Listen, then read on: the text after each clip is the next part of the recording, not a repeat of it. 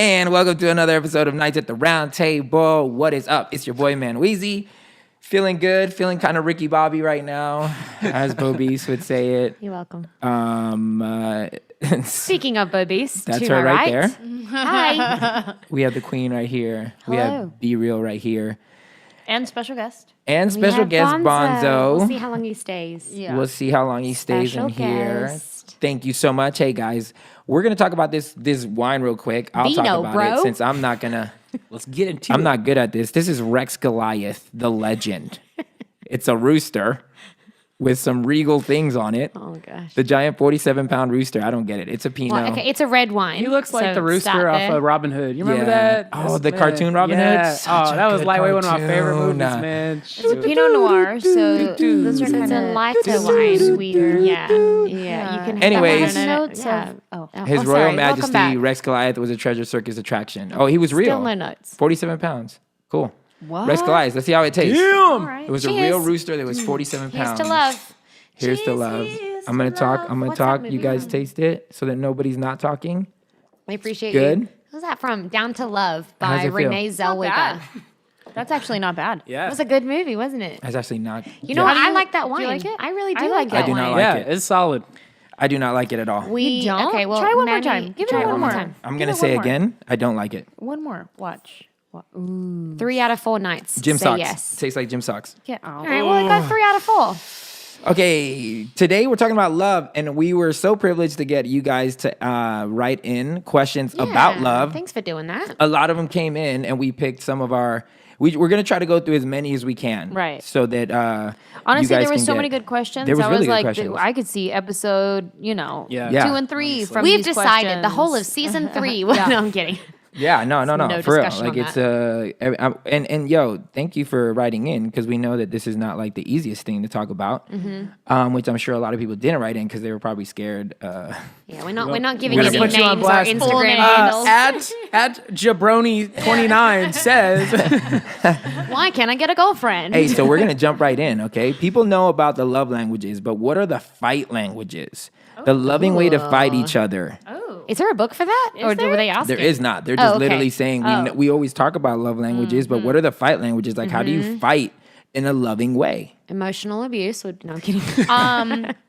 I would jump right into the Enneagram number, your Oh, that's communicating style. Yeah. So I think one thing that has helped Manny and I in our arguments, although Manny likes to say that we never argue, they're just discussions. And I'm like, we in a fight. We are in a fight. But we have learned to argue a little more considerate of each other's communicating style. Meaning, Manny is an 8, so I know he gets very passionate, a little aggressive, and he's like, facts, give me all your facts. And I am a 9, so I am a peacemaker, and I shut down at confrontation. And especially like the louder, more passionate he gets, the more he wants facts from me, the more I can't think of any word I've ever read in any book. I'm like, I don't know. I'm done. So it used to trigger us when I would shut down. He would get triggered and be like, "See, you don't ever want to talk about things." And then I'd be like, "See, you always are like so angry and fighting," but he's not. That's just how he communicates. Yeah. So once we learned that about ourselves, we would communicate better in an argument. And I would be like, "Okay, can you bring it down a little bit because you're getting a little loud?" And I can feel myself shutting down. And then, so I feel like we've been more compassionate with each other because we understand each other's communicating style. Would you agree? Well, I would say that That's a no. no, I do. I do. No, I'm going even before that. I think the way to have an effective fight is to realize what you would like the outcome to be. Like, figure that out first. Like, if you just want to fight to be right, it doesn't matter how you do it. It's not going to work. But if you want to, if the fight is so that you can better understand each other, then at that point, you're going to consider each other's feelings. You will consider each other's numbers as far as like how you communicate, how you receive communication.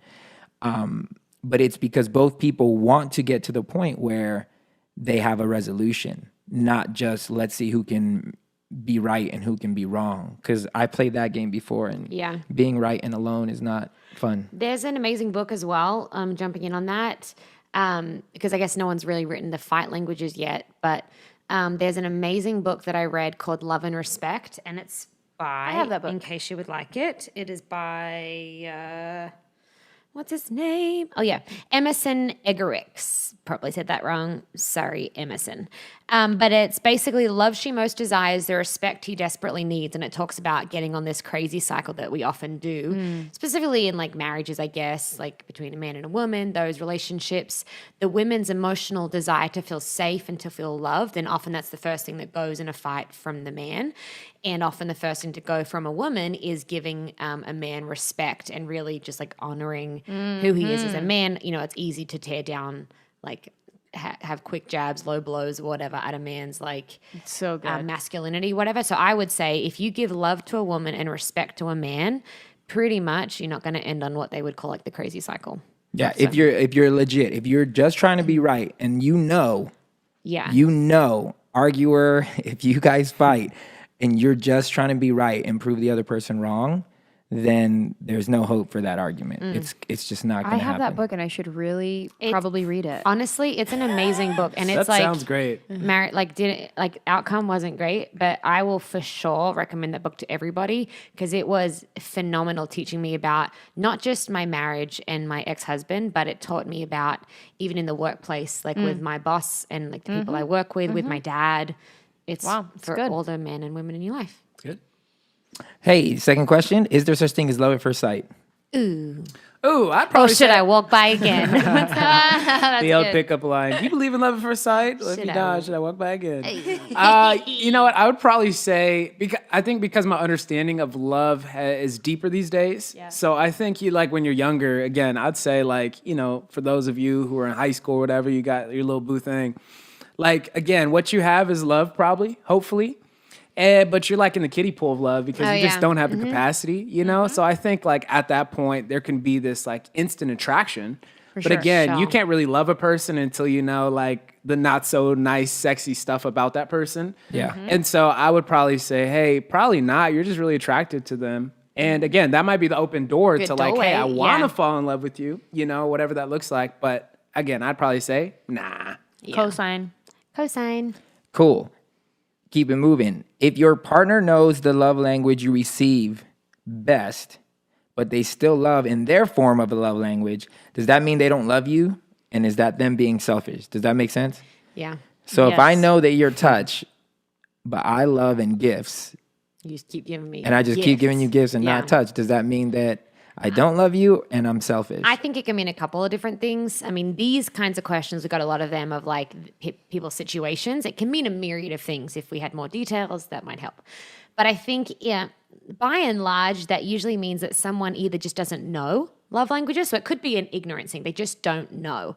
Or it could be a lack of energy thing. So they're not willing to put the energy in to come around to say, actually, yeah, I am physical touch. Like I love having physical touch as a sign of love, but my person is words of affirmation, which means encouragement and like really thinking of them. If I just keep trying to force my way of love onto them to anyone else, really it's a sign of not wanting to, like kind of selfish. Like it's not wanting to come around for them. And if that if that consistently is something that someone's not doing, and they know it's your love language, to me, it's a sign of someone not wanting to put in the effort. And someone can say, oh, it's just not my love language. But after a while, if your spouse or your person is doing that for you, then, I mean, it's only fair that you would do that for them. And so I think it's not everybody loves the same way, just like not everybody learns the same way. We had so many issues in schools for so many years of kids being called dumb, and actually they were just visual learners or kinetic learners, I think it is, like of doing. And we kept trying to make them read to learn. Just like people learn differently, people love differently. And if we're not willing to see that, you'll never get the full connection of love. Yeah. Yeah, I'm slow to say that they don't love you or they're whatever, because for me, I do every love language, but well, what would you consider? What are letters? Would it be word of? Because I do. Words You of just like, affirmation. but I do words of affirmation just in person. Right. Well, I don't do the letters. Well, does I Manny would but say- I do the letters. I would say it does not mean that the person doesn't love you because they are still showing you love in their own love language. So they do love you, but like Elise said, I don't think they're putting in the effort to learn your language. But also, for instance, like one of Manny's love languages is gifts.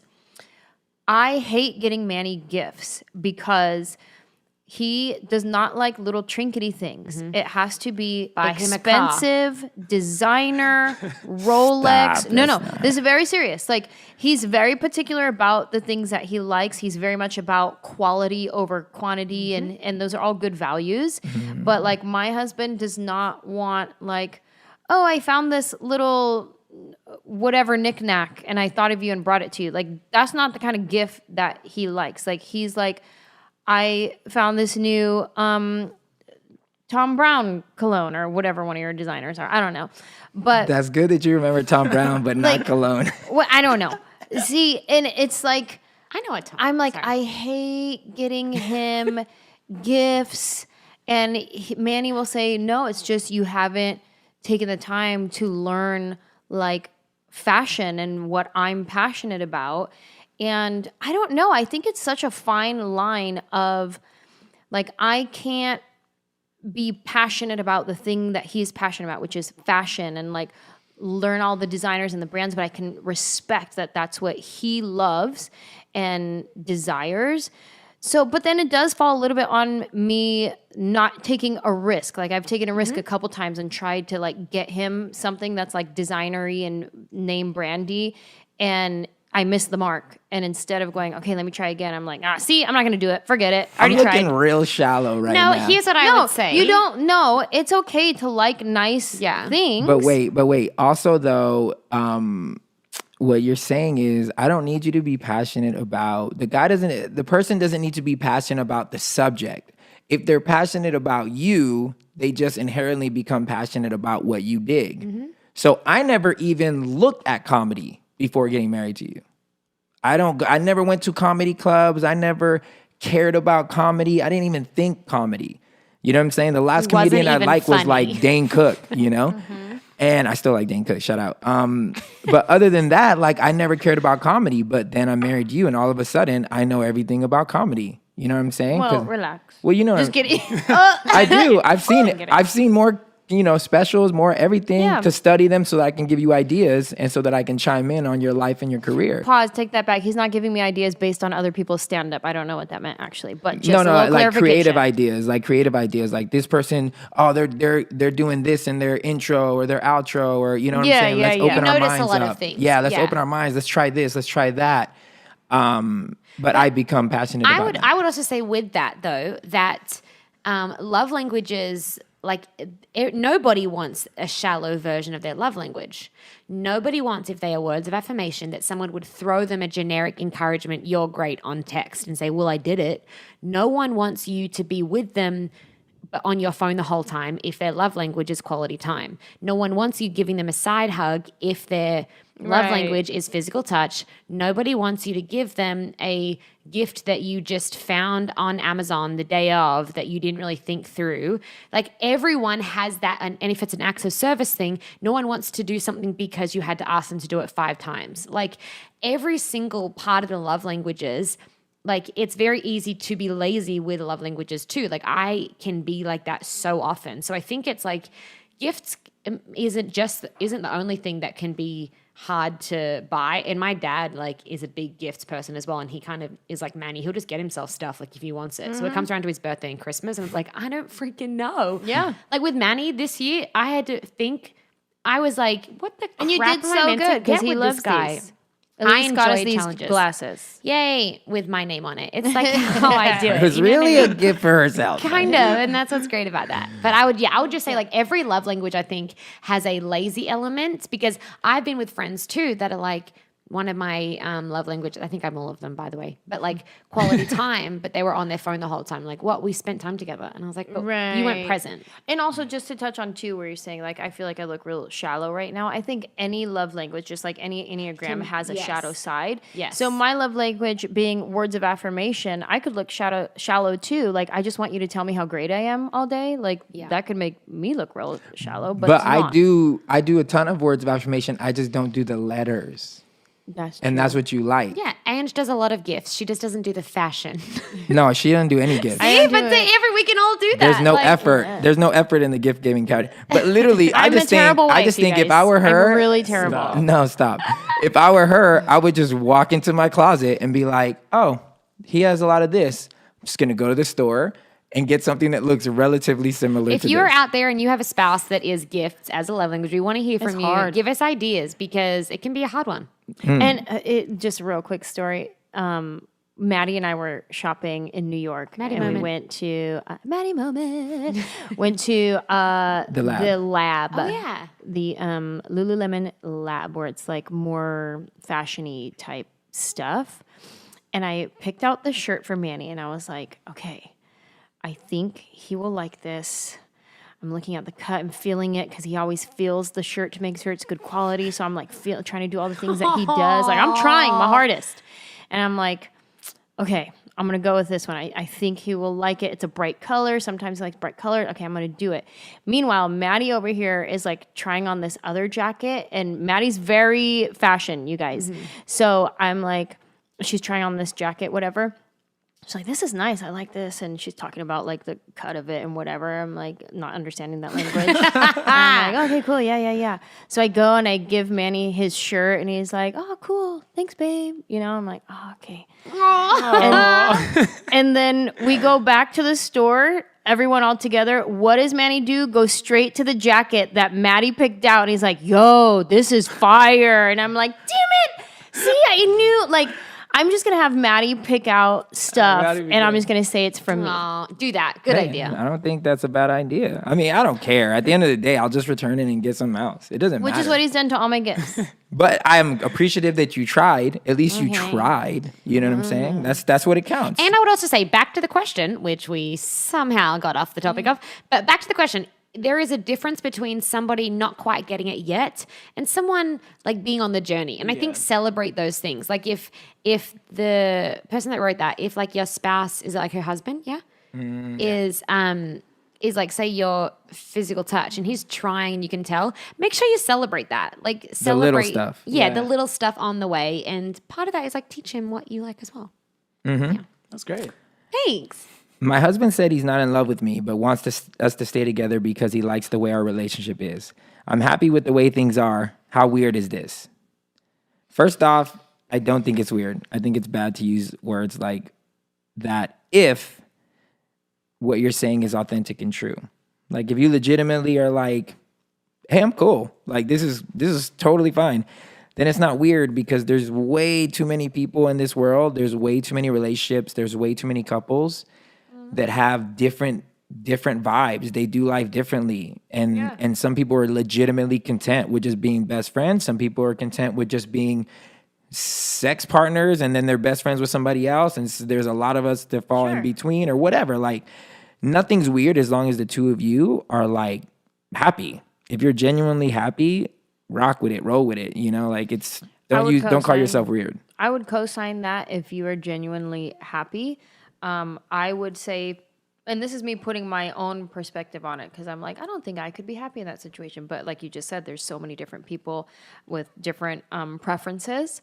I would encourage whoever that person is to really sit down with yourself and have a conversation with yourself about what makes you happy, what about this relationship dynamic makes you happy and allows you to be fulfilled at the end of the night. Like if you go to bed and you feel fulfilled, fantastic.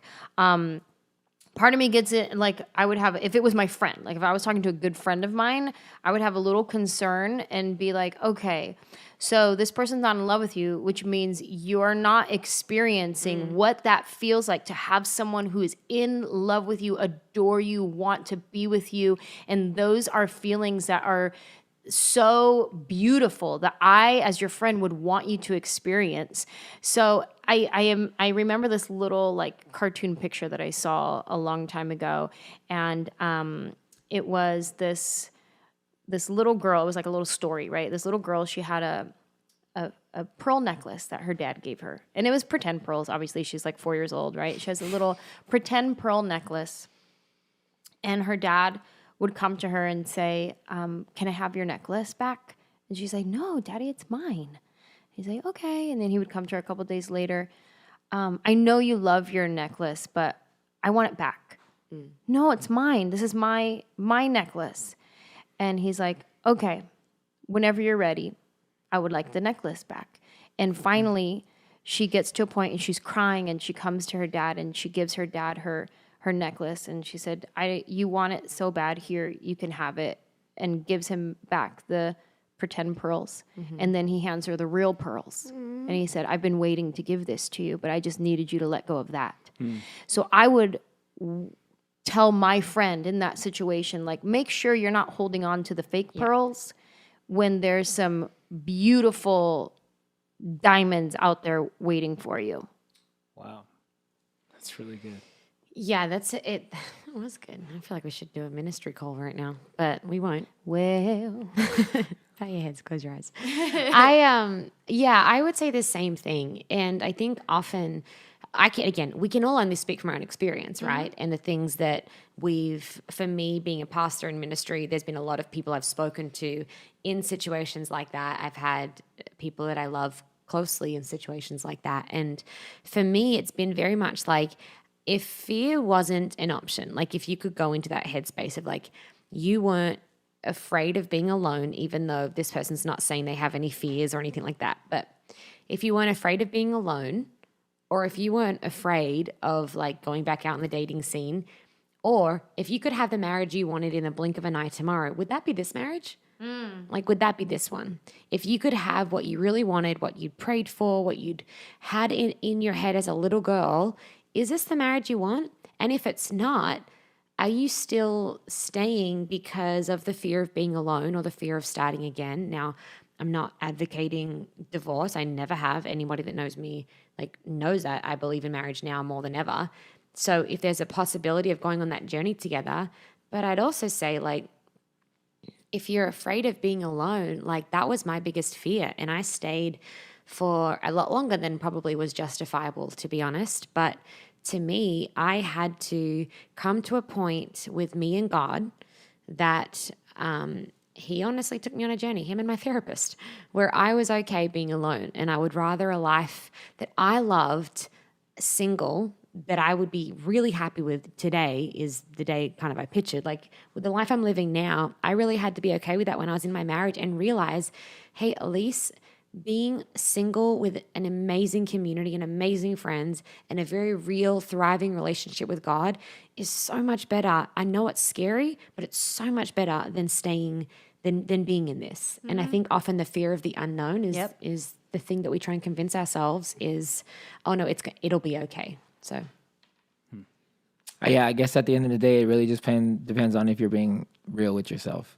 Yep. That's it. And sorry, one more thing. Sorry. Hi.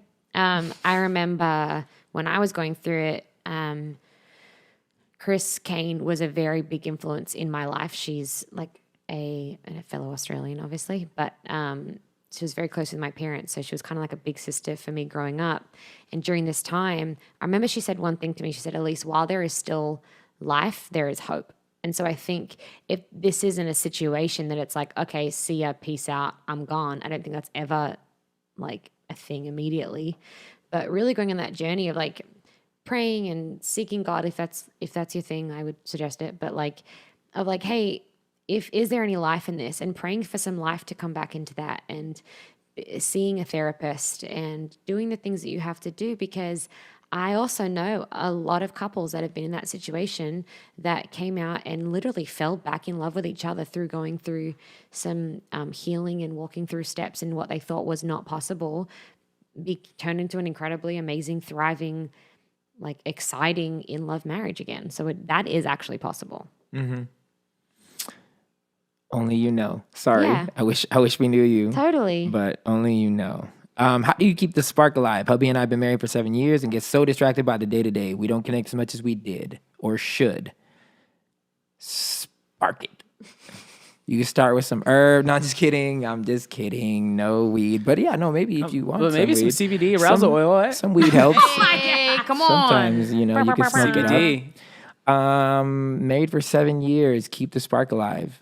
I mean, man. Oh, okay, so my youth pastor, I'll never forget this. Youth pastor back in the day, right? It's a weird way to start this. I know. Great segue. Let me get some more wine. But my youth pastor back in Orlando, shout out Pastor Johnny.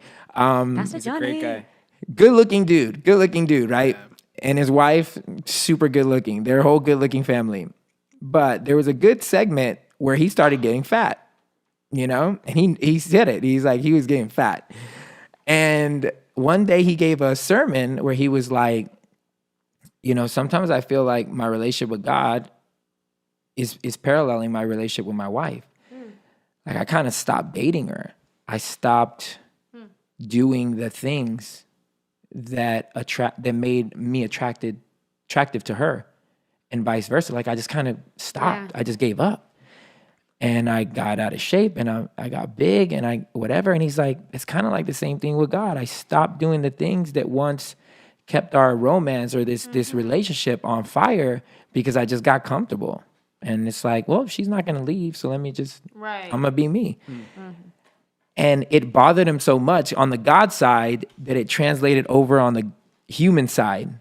And that day he said, it's never going to happen. I'm going to start dating and being romantic with my wife again. I love that. And from that day on, that fool went on a mission and he got back to his college weight and he has not Yes, left Pastor Johnny. since.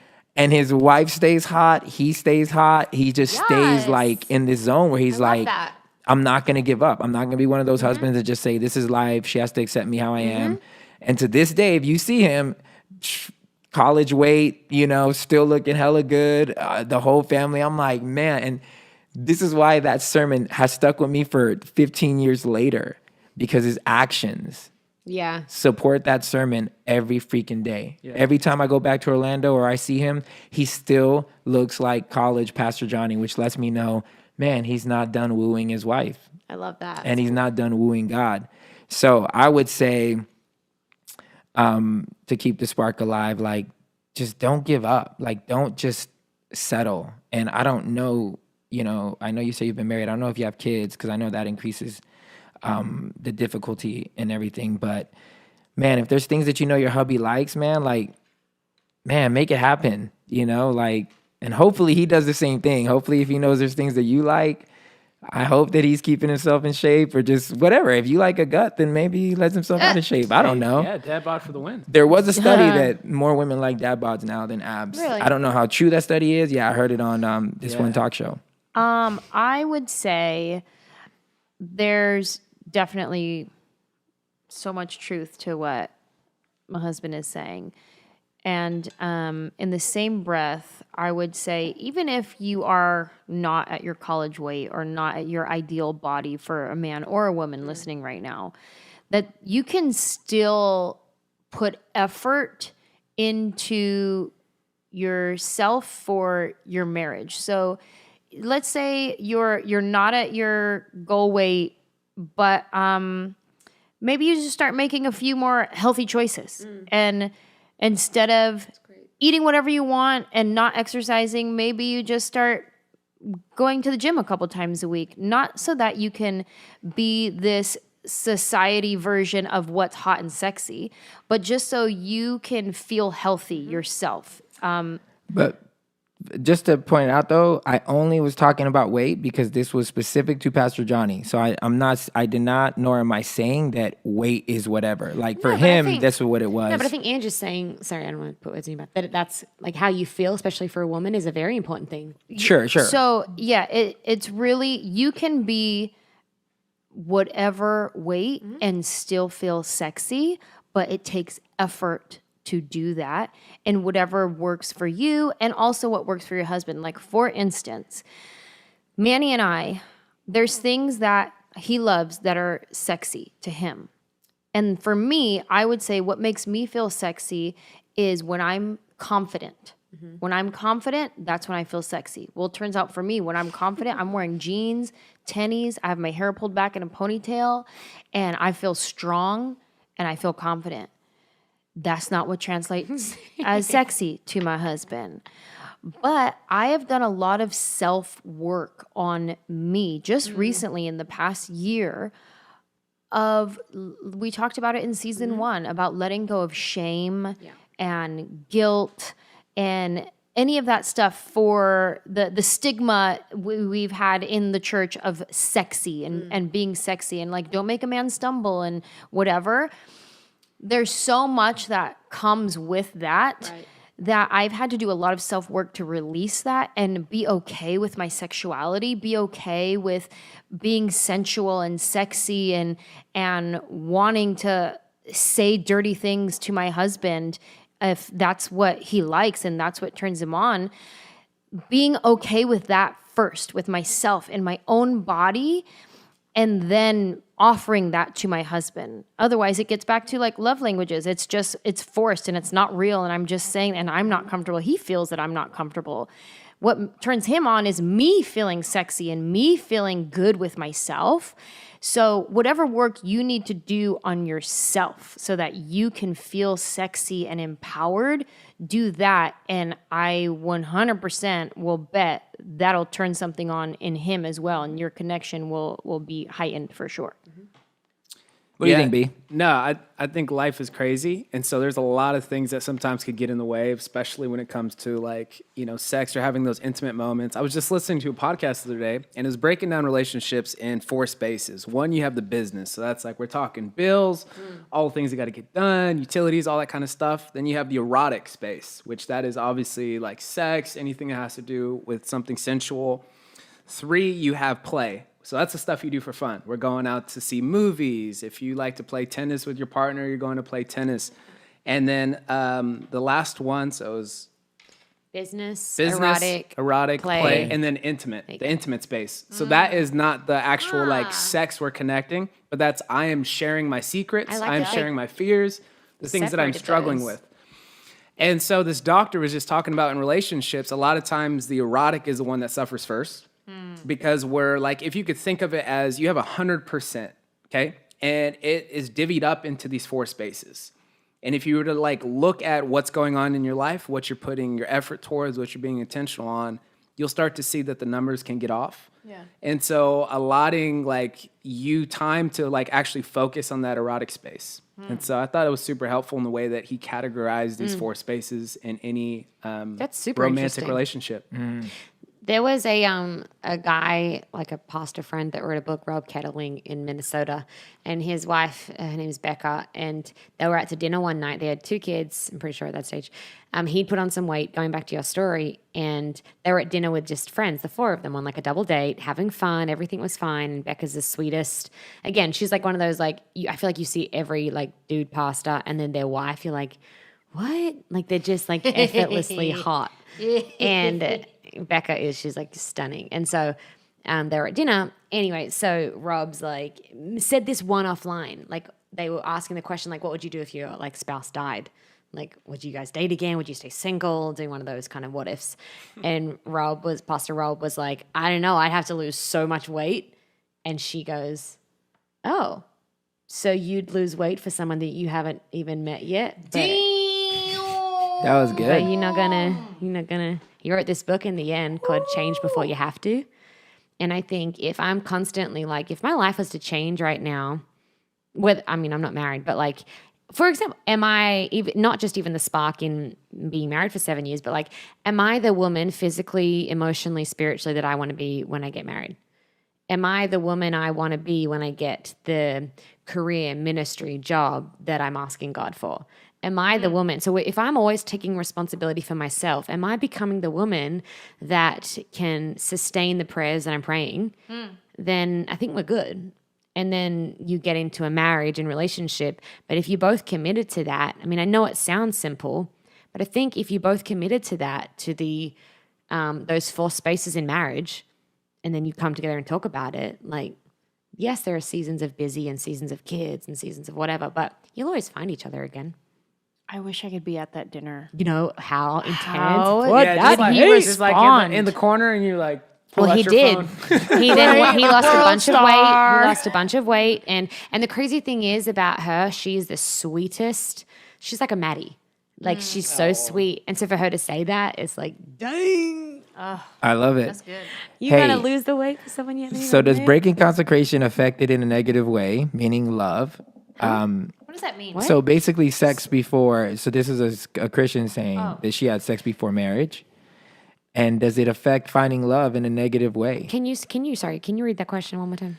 Does breaking the consecration, meaning sex before marriage, affect finding love in a negative way and make it more difficult? No. Brandon. No.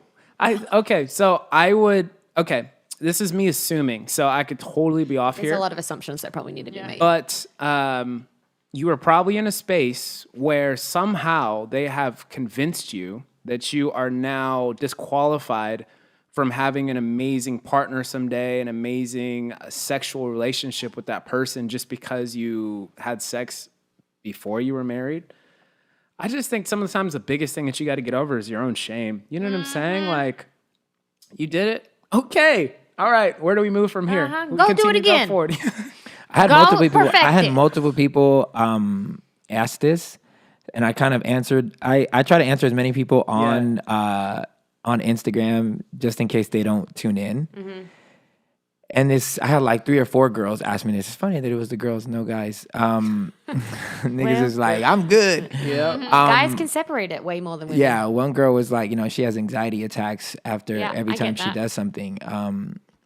And I told them, as far as whether it disqualifies you, it's like, man, it for sure doesn't disqualify you at all. Not at all. All it does is, this would be the one negative, is that you bring now your past into a relationship, which at some times can be difficult because you have something to compare it to, which is why I think why God was so adamant about trying to stay a virgin, is because whatever you experience once you with your dude, that's all you know. There's no like, you're just figuring it out together, all of it. Once you have a past to compare it to, then, your mind can run rampant, It's like, it's real like that. And then all of a sudden it's comparing, but I remember how I felt with this person, or I remember what this person did, or how this made me feel, and and I don't have that now, and I'm missing out, or, and it goes on. Like, I've had a lot of talks with my boys that are like that. And that's the only thing where I can see that's a negative, is that you will then carry it into, maybe some people forget it all. I mean, I don't know. I've never met anyone that claims that they forget. I don't even remember my past. I think females and males are very different in that sense, because I wouldn't, maybe Andrew disagree with me, but like, I wouldn't necessarily say that's the only negative, is like, now you're going to compare it. Because I would say so much emotional baggage that I've had to deal with in my life, and pain that was deeper than it needed to be, was because of like physical stuff that created this attachment that I can't explain. But it meant that where I could go on a couple of dates with a guy and be fine if I was like, yeah, no, he's not it. I found myself, I can think of one particularly, because I haven't like been crazy about that in my past, but the couple of times that happened that I had sex, the shame and that kind of thing that I had to work through then, and I don't mean shame in the really, really long sense, like 10 years later, whatnot, but like really letting go of those relationships, the emotional things for women, it feels like, that are attached. I'm not saying it's just women, it could be guys too. And for me, some spiritual attachments were very real. And so I would say I understand where she's coming from, in the sense of like her really in her mind thinking, I've ruined it, and the panic attacks, I can relate. But I would say to her that there's a balance. It's not like, now, okay, let's like just get up. I wouldn't be saying like, get up and go do it 5,000 more times with everybody. Like, there are physical things, obviously, but the emotional things. But I'd say get up. Like, that doesn't define you and what happened like in that relationship, whether that's still happening or not happening. If that's something you don't want, that like you get to you get to choose and put some like accountability around you, and not the like religious accountability that brings shame, but like just good friends that like know that you want different for you, that can help you with that. So Question for you, Elise. How much of that shame do you feel had to do with kind of the purity culture that you grew up in? Because if we're coming from a place where they necessarily kind of weren't inoculated with the type of message that we were, I don't think there's again, sex is such a powerful thing. So it is. It's a crazy connection, like at the deepest level, you know, like souls unite. But I think like because of the purity culture and its message, and it's so ingrained in you, I think there's even a deeper shame that can come if you cross that line before, you know, the appointed time. So for you, I think it's, for me, it's like, yes, I didn't really grow up in like middle America is what maybe it kind of feels like a little of like that real shame built in purity culture. But I was around it a lot. Like it wasn't any of my home churches, if that makes sense. But there definitely was that I couldn't tell anyone. And I would just say like, and I said it in one of our very first podcasts, I think in season 1, that like secrets is what just increases shame.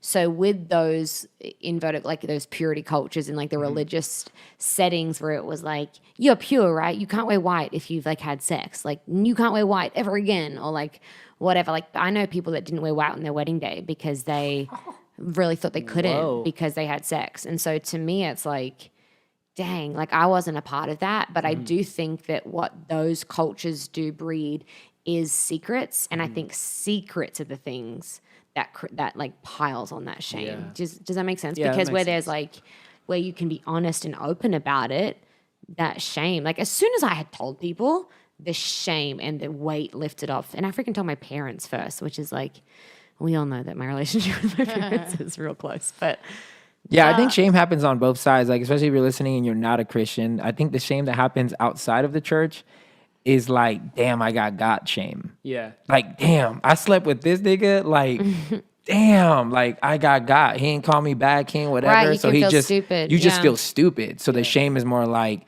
man, I gave up me for this guy, and this guy is whack as hell. And the church shame is like, oh no, God hates me. God hates me. I've somehow been Right. separated from him. He's looking down at me, So so many layers. disappointed. Eternal He's damnation. removing the special blessing from See, my marriage if I would have stayed unforgivable pure. sin. You know? And that's the thing. Like, I know people that have had sex, which we had this conversation in a pod. and we've already had this conversation. People who have sex and their marriages are still going amazing, and people who were married virgins and they're not even married anymore. So no, just let the shame go, because you are one of, like, you're not peculiar, your situation. Like, we've all gone through it, and it's just really more how you bounce back and how you treat yourself moving forward. You know what I'm saying? And how you'll treat your marriage, to be honest. Anyone else have anything? No? Good? All right. This is a good one. What is the right time to date after death? I always tell Ange is the second you find somebody that you like. I don't even care. If it's a week, if it's a month, I legit. the rebound. I Manny. told Manny I'm not he one of better those be people. depressed for at least 5 years. Nah. I'm gonna need you to sit in that depression. There should be a shrine. Nah, I don't Yes. want. I don't want 6 any months. of that. If not, I'm gonna haunt you. That's whack. Man. I will hunt. If you you know- are doing it with a girl, I'm gonna rip the sheets off, and you're gonna be Yes, like, you "What was better. that? Me." I It think, was I me. think I would say this again. This is kind of a little bit presumptuous of me saying, because I haven't had to deal with this situation. But I do know that when something drastic like that changes, you are going to go through a season of grief. Yes. Yeah. And in your season of grieving, oftentimes you can't see things that are as they are. You're seeing things from a different angle.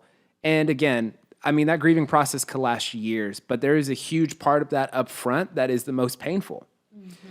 And so a lot of us sometimes will bring emotional baggage to in relationship. My friend and I would say, yeah, don't bring your grief case to another relationship too. Like, Come on, deal with that grief case. Were they a pasta? Nah, they weren't a It felt like- pastor, it but felt I'm like a a point pastor. one. Yeah, that's me. And so I think before you even get to like, yo, this person's fly or whatever, make sure that you're dealing with the grief in a healthy That's way. good. That's good. Yeah, well, that's what I answered this person on Instagram back, and I told her, I was like, the most important thing is where you're at.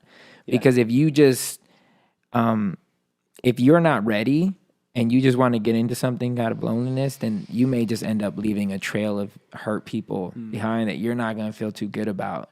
But as far as this like societal norm or this idea that there's a certain amount of time, like, nah, man, that's on you. Like, because who knows the situation? It could be like if your husband, you know, has a disease and he's been dying for the last 6 months to a year, you've had time to like, okay, I'm processing this whole time. I'm processing it. So by the time he dies, you're kind of like at peace. You're like, man, I'm actually happy that he's not in pain anymore, or she's not in pain anymore. So the death can happen in multiple ways. But to me, to put some kind of time limit on it, like it's just dumb. Like I'm not from the grave pissed. Like that's why I tell Ange, I'm like, the second you're good, go.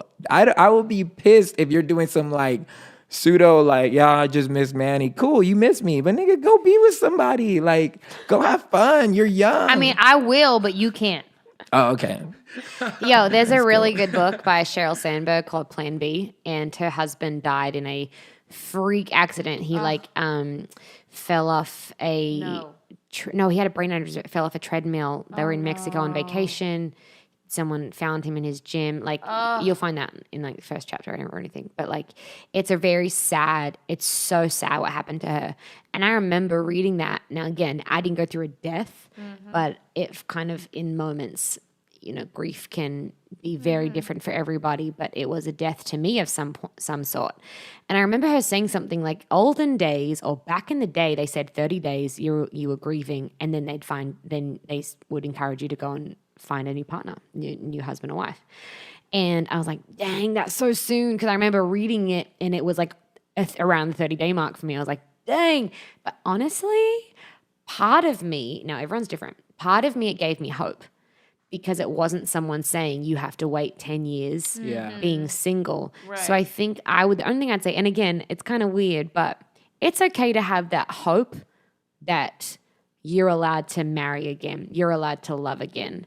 And now the process is a whole different thing. It's different for everybody. But I would recommend that for anyone that has been through a breakup, death, whatever. Well, because if your other person loved you, they just want you to be happy. 100%. Yeah. I don't even care. I don't care if Ange marries my best friend. We know, clearly. Whoa, say it another time. I care. You can marry whoever you want, babe, as long as you're happy. You cannot. Cool. Is he trying to get like an answer from me? No, I don't care. I'm just giving her straight up. We always have this conversation because we always have death talks. But I do tell him. You guys talk about death more than any other couple I know. It's because morbid. we travel so much. It's like the possibilities of one of us dying increase by 1,000. Like if I, God forbid, get in an accident, don't let me be a vegetable. Yeah, we can't be vegetables. Yeah. Don't leave us on no machines. If I'm done, I'm done. Her parents are going to think I'm so cold. God forbid I become like a vegetable, I tell Manny, send me back to my mom.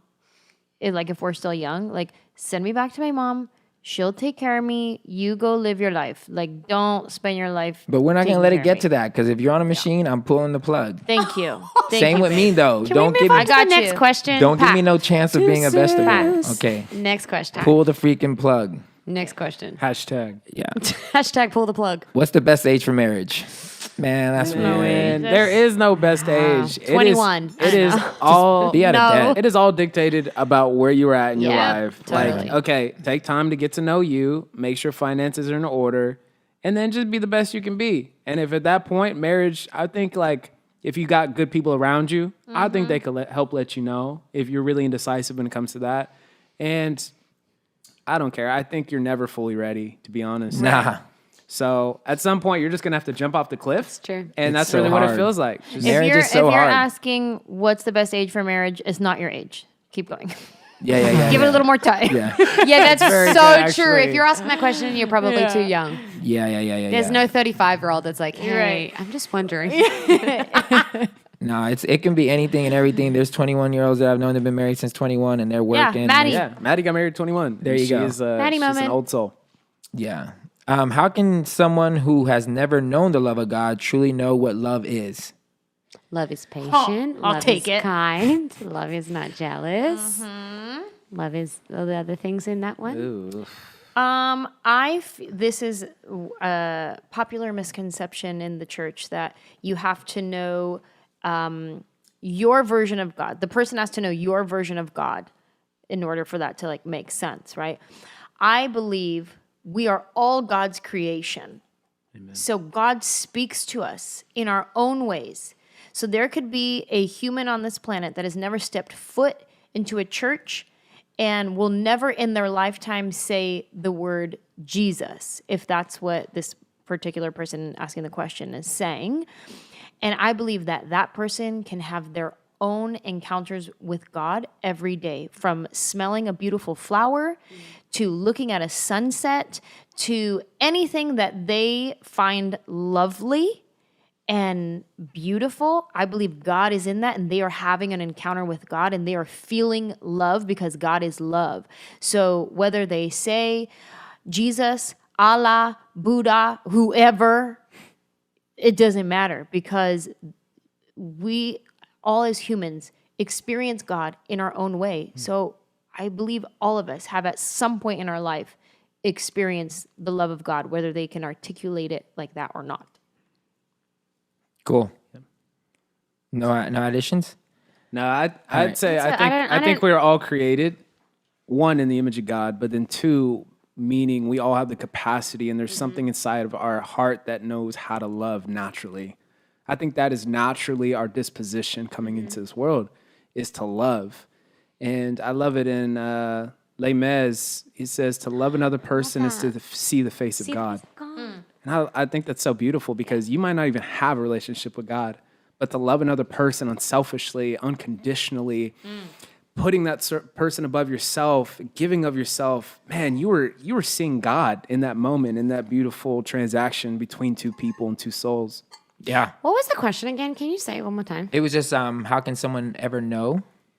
How can someone who has never known the love of God truly know what love is? By you showing them love as well. Like, not that you're the be all and end all, but I don't think like that feels like really exclusive to me.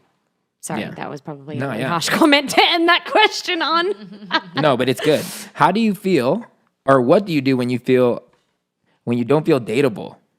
What do you do when What? you don't Say it feel again. dateable? Oh. So that's just it. What do you do when you don't feel like anybody wants to date you? I've had a lot of conversations with girls on this. Be at the goal. Come on. It's probably a goal. Guys are like, I'm dateable.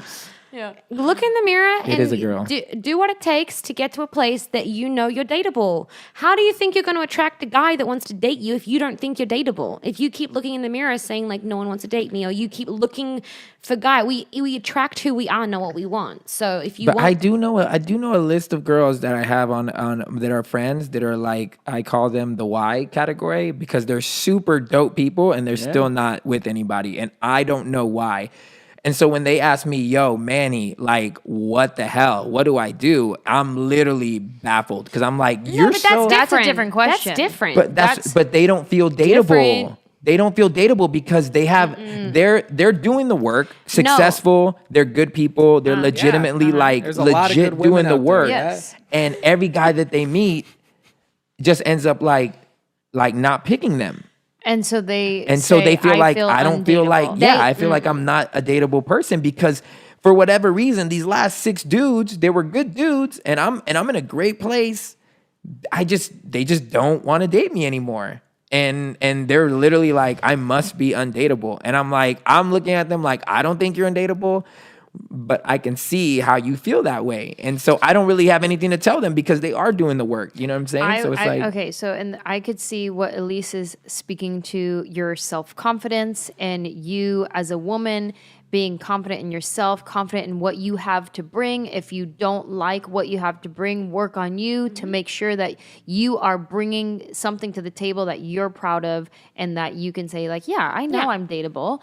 And then also what you're saying, like you're talking about a woman who's like got her shit together. She's amazing. She has her career going. She's like healthy and whatever that looks like for her, but still the dudes aren't lining up. I think for that person right there, I would just encourage them to still like do you and do you well. Like continue being the best version of you. We can always be be better and grow more. We can always be more loving. We can always be more forgiving. We can always be more generous. Even if we're the most generous person, there's always an extra step you can go. So I would say to that person who seems like, I've got it all together. What the heck? Why can't a guy seem to like match me back? There's not a lot of, listen, I know a lot of amazing women who are ready. And sometimes dudes take a little longer to mature, to get to that place where they're ready to settle down or whatever it may be. Sometimes they're still out there playing the field. So homegirl, do you well. If you feel like you've got it together, then keep doing that, and also keep looking within and be like, okay, but where can I be a little more forgiving or a little more not so uptight? And, I don't know. But whatever you do, don't lower your standards. Don't give up, but don't. Yeah, that's what that's my thing. Like the boss babes, if you will. Ew, I don't know why I said that. Boss babes. Hashtag boss babes. I would say like you are dateable if you lower your standards, but don't. Like everyone's dateable if they keep lowering their standards low enough. But just like that's why I think it's not about not being dateable. It's just you haven't found someone. Like someone hasn't matched you. Like Angela said, I love that. Like. So you just gotta keep holding on. It's not even holding on. Do you, boo-boo. You know what I mean? Like hold on to hope. That Keep it's coming. running. Yes. We got 2 more questions that we can probably get to. gosh. How do you deal with jealousy in a relationship? Is it valid if your man looks up near naked models, non-porn, and does not message or have direct contact? He thinks it's visual only, no emotional connection at all. I find it hard to not feel inferior and jealous. I want that attention, but will never look like those models. If each point is valid, what's the solution? That sucks. Listen, I wouldn't be cool with it. I would say that. Like, I guess each to their own. I wouldn't be cool with it. And I would be very vocal about things like that this time. Like, So from is the very question, beginning. is jealousy okay? What is the question? I think though? Is They're two jealousy different okay in things. this situation? I think Like, they're should two she be different jealous? things. Yeah. Because he's looking at. I don't think it's about jealousy. I think it's about respect. Yep. Message or have direct contact. Yeah, he doesn't message or have direct contact. I don't think it's a jealousy thing. I think it's about respect, personally. Yeah. Because, that'd be one thing to like voice of like, hey, this is actually making, you doing this is making me feel this way. And like letting him in on how you're feeling. Because like, even for Maddie and I, like we have, I'm not going to say a ton because it sounds like we have a library, but we have some like art and fashion books, and there is nudity in there, like fully nude bodies. And again, because we're on the same page, and it's not like I'm sitting there on the couch like, Right. oh man, this is amazing, But at the same time too, I appreciate it as art. Yeah. But because we're on the same page, and I'm always checking in, and even when we first got it, we got it together. So it's like one of those things where we both understand where we're coming from. And if there was ever a point where she had voiced like, hey, I feel really uncomfortable that we have actual like nude models and art books in our home, I would get rid of it. Yeah. Just out of respect for her. Yep. Yeah, I'm with that. Respect.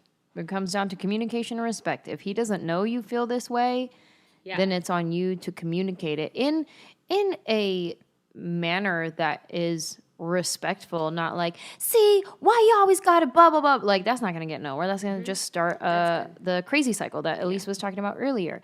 But like Brandon said, coming and saying like, hey, this makes me feel like this. And if he still doesn't respect that, deeper issue.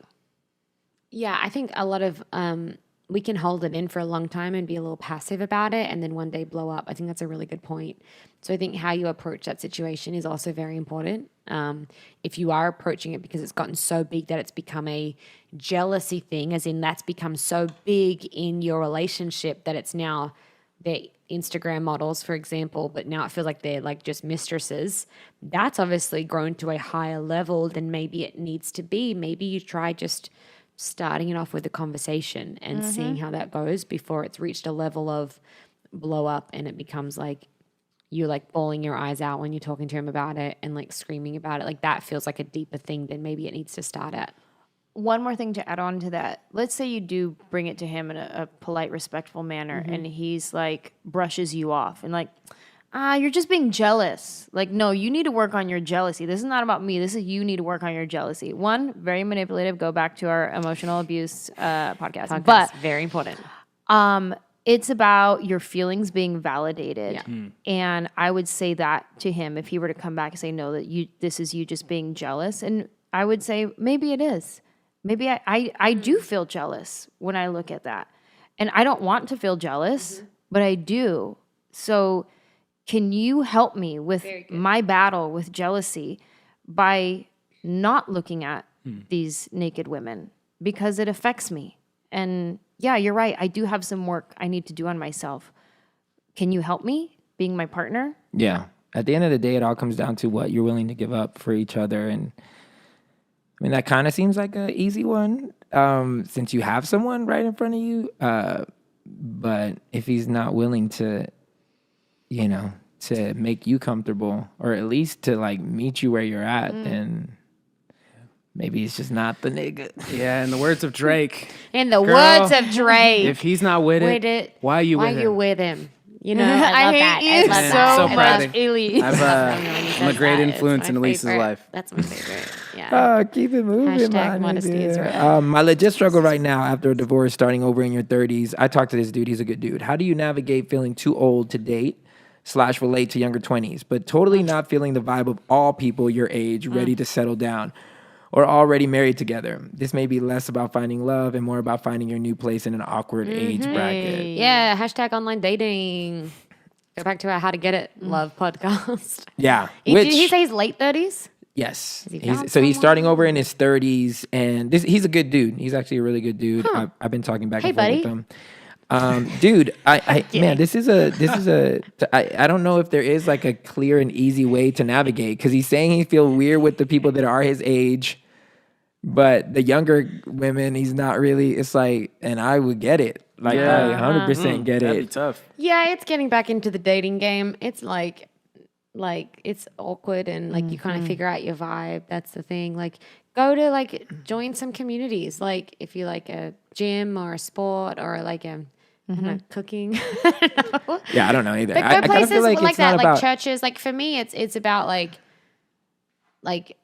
I don't know. I don't It's not actually have about. an I don't answer know to if it's that. about. I don't know if it's about age for me. Like, okay, say if I ended up back, and we pulled the plug, and I'm out there in the world. You're not allowed to date though. Yeah, so I'm that'd not be a- It's difficult. 10 years later. If Okay, I- cool. which makes me 40. Very difficult. I'm very old. I think for me, it's really not about the age thing. It's just it's more about connection. So I wouldn't worry about trying to find an age. I would just worry about trying to find a connection with someone. You know what I'm saying? Like where y'all vibe together. That's really it. And it could be 20, it could be 30. Hey man, you ain't even mentioned older. She could be 40 and killing it. Something about that sounds fly to me. You know, somebody who's lived life and knows what's up and is killing it. And Some bomb older ladies. yeah, some bomb old ladies that'll take care of you, Angela has some Mr. questions. 30. You know what I'm saying? I'm just saying. Take care I'm of just you. saying. I'm just saying. Welcome to the jungle. Cougars are not bad. That's all I'm saying. Welcome to the jungle. Every woman we walk by that's going to look even remotely older than me, I'm going to be like, are you looking at her? Is she better than me? Hey, you don't Remember, ever you have like to. cougars. You don't ever have to do that. I always, anytime me and Andrew, He has I'll to tell her. unfollow every over 40 tonight. Yeah. Every time me and Andrew out, we'll call out hot people all She's the time. wearing skinny jeans. I'm not comfortable. So we don't even have to worry about that. She'll be like, "That dude's hot." I'll be like, "Yeah." Be like, what's up, Ma? Yo, I mean, give it up. So those are all the questions that we actually. There's more. There's like some more, but these are the ones that we felt like we should answer. Oh wait, here's a bonus. Should women pursue men? Quick. Sometimes, yes. Because sometimes there are some guys who aren't confident. I got a man who's very close to me. His swagger was down after a divorce, and he needed a woman to kind of pursue him, and they got a great marriage now. So, I mean, in that situation, in my situation, I pursued Maddie. So, Yeah.